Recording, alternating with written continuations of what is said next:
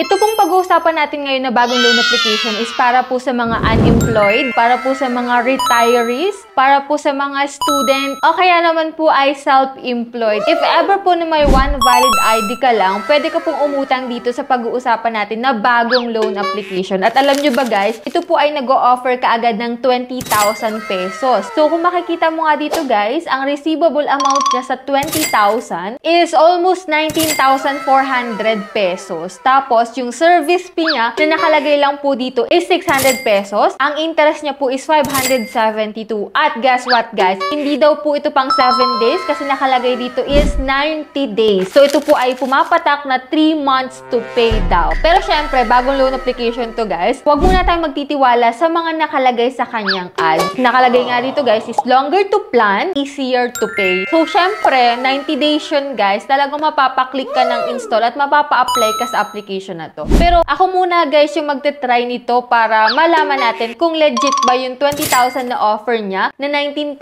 yung receivable amount. So, ang pangalan nga pala guys ng application na to is Maxi Lending na under po ng Maximum Solution Corporation. So, as of now guys, meron pa lang po siyang 267 ratings. So, bagong-bago nga guys at kalalabas pa lamang. Kaya if ever na makita nyo to sa newsfeed nyo sa Facebook o kaya sa YouTube, huwag nyo munang i-install guys. Panoorin nyo muna tong vlog natin para malaman natin kung legit yung application. Pero bago natin puntahan at pag-usapan itong si Maxi Lending, if ever po na hindi ka pa po dyan nakasubscribe sa aking YouTube channel, kindly click the subscribe button, turn on the notification bell para updated ka lagi sa ating mga vlogs. At syempre, namimili po ako dito ng dalawang lucky winner every upload ko po ng aking videos. Kaya ano pang inaantay nyo? Don't forget to click the like button, i-share tong video na to at syempre mag-iwan po ng comment dyan sa comment section para at least marami rin pong makasali sa ating monthly cellphone giveaway. So last Monday nga po, nag-announce po ako ng lucky winner para sa nanalo dun sa aking cellphone giveaway. So congratulations po kaagad if ever man na kayo na po yung susunod na winners natin. Anyways, pag-usapan na po natin itong si Maxi Lending na bagong loan application nga po na nag-o-offer ng 20,000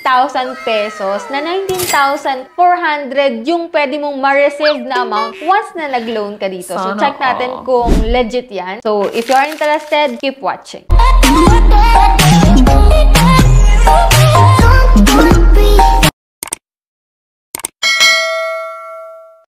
So, disclaimer na guys, hindi po tayo agent or promoter nito. So, ako muna yung magte-try para maipakita ko sa inyo kung ano bang meron sa application na to. Kung legit ba at okay utangan. So, para po doon sa mga nagtatanong kung saan siya pwedeng ma-download, ito po ay hindi available sa Google Play Store. Ito po ay para sa mga iOS user po muna, no? And ito nga si Maxi Lending, ito po yung mga nakalagay sa kanyang ads. Kaya po ako'y napa-install rin sa kanya. Yan, kung makikita mo nga dito, 20,000 yung offer niya dito guys. Tapos, 90 days daw yung kanyang repayment period. Tapos, may 19,400 daw na receivable amount. So, check natin guys. Malay mo nga naman, legit, diba? So, tignan natin. Service fee 600. Tapos, 572 daw yung interest dito guys. And yan, apply and get approved. Security in every step. And unlock bigger limits. Yan po yung mga nakalagay sa kanyang ads. And yan, akin nga pong itong i-applyan. So, dito kapag wala ka pang account, syempre maglalagin ka po using your active mobile number. Then, get nyo po yung code doon para makapag-sign in kayo. At ito po yung unang fill upan mo dito. Kung ayaw mo mag-fill up ng mga ganitong information mo at ayaw mong makuha or makollect nila yung data mo, so watch mo to hanggang dulo guys. And dito nga, una po is personal information. And next po dyan is work information. No need na po dito ng payslip, no? So, maglalagay ka lang kung anong trabaho mo, kung hanggang kailan ka na ba doon nagtatrabaho, at kung magkano yung iyong sinasahod. And then, next po, ito po ay pwede sa entrepreneur, sa self-employed, sa student, sa retired, and unemployed. Pwede ka po dito as long as may one valid ID ka po dito. So, sa emergency contact naman guys, 3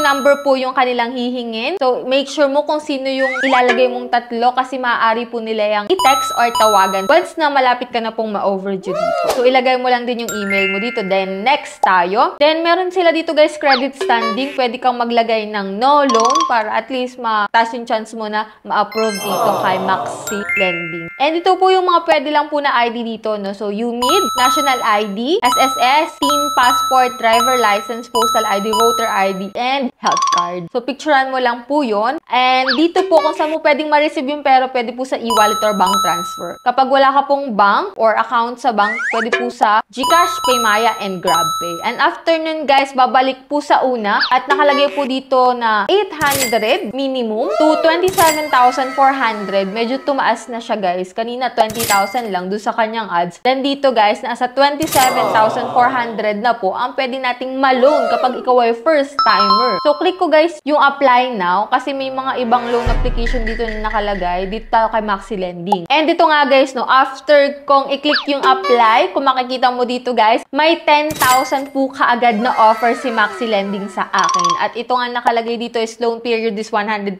days. Taliwas dun sa nakalagay sa kanyang ads which is 90 days. So, dito, guys, naging 120 days na. And amount to receive ko daw po sa 10,000 is 9,992 pesos. Ang interest lang po no na pumapatak is 320. Service fee po dun is 8 pesos. So, dito, guys, date of application ko is September 29.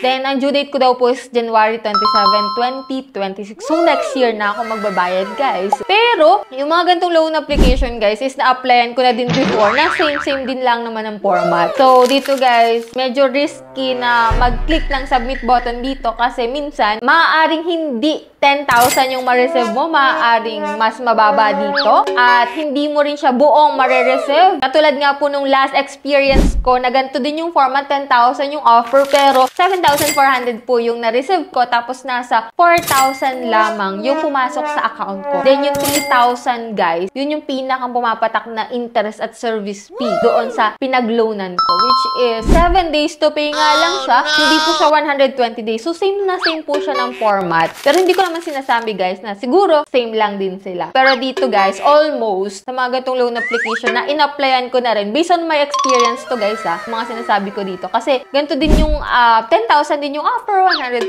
days daw, tas 8 pesos lang yung service fee. Pero hindi naman po talaga ganon yung aking na-receive, hindi ganon yung nakalagay sa loan details ko nung na-approve ako, guys. So dito, guys, hindi ko po kinilik dito yung submit button kasi nga maaari na mas malaki din yung makakaltas once na na-approve ako dito, guys. If ever na may matapang talaga dyan na nag-click ng submit button dito kay Maxi Lending, nako, pakishare po ng experience ninyo dyan sa comment section kung magkano ba yung na-receive nyo, kung 10,000 ba talaga, kung 8 pesos lang ba yung service fee, yung interest is 320, tapos almost 9,000 yung na-receive ninyo. So, kung merong magpapatunay dyan, guys, na ganito talaga yung ma-receive mo, ganito talaga yung ibabawas, nako, a-applyan ko to at i-click ko na yung submit button dito kay Maxi Lending. So, for awareness lang naman po ito, guys, tong video na to, para at least nasilip natin kung anong meron dito kay Maxi Lending. At yun nga, guys, same siya nung mga ibang loan application na na-applyan ko na before. Same ng 10,000 yung offer, na 8 pesos daw, 320 daw, pero hindi naman. Pero nasa sa inyo pa rin, guys, kung gusto nyong itry itong si Maxi Lending. Pero sinasabi ko nga sa inyo, guys, commonly, mga ganitong loan application, nasa 7 days lang. Pero malay mo nga naman, diba? So, if ever na nag-try ka, na-approve ka, share mo na lang dyan sa comment section kung anong meron dito kay Maxi Lending. At least na pakita natin kung anong process ng pag-utang dito at yung loan details na pinapakita niya. So, yan lang po yung vlog natin for today. So, i-announce ko na po ngayon ng sabad yung dalawang lucky winners natin. So, yan, congratulations po sa inyong dalawa. So, sa mga hindi pa dyan nananalo na ko, continue supporting my channel lang po. Stay active, stay connected. Malay nyo, kayo na po yung susunod na winners natin. So, that's it. Yan lang po yung vlog natin for today. Sa mga hindi pa dyan nakasubscribe, kindly click the subscribe button, turn on the notification bell, and be updated sa ating mga latest vlogs. So, bye-bye na muna for now, guys. See you on my next video.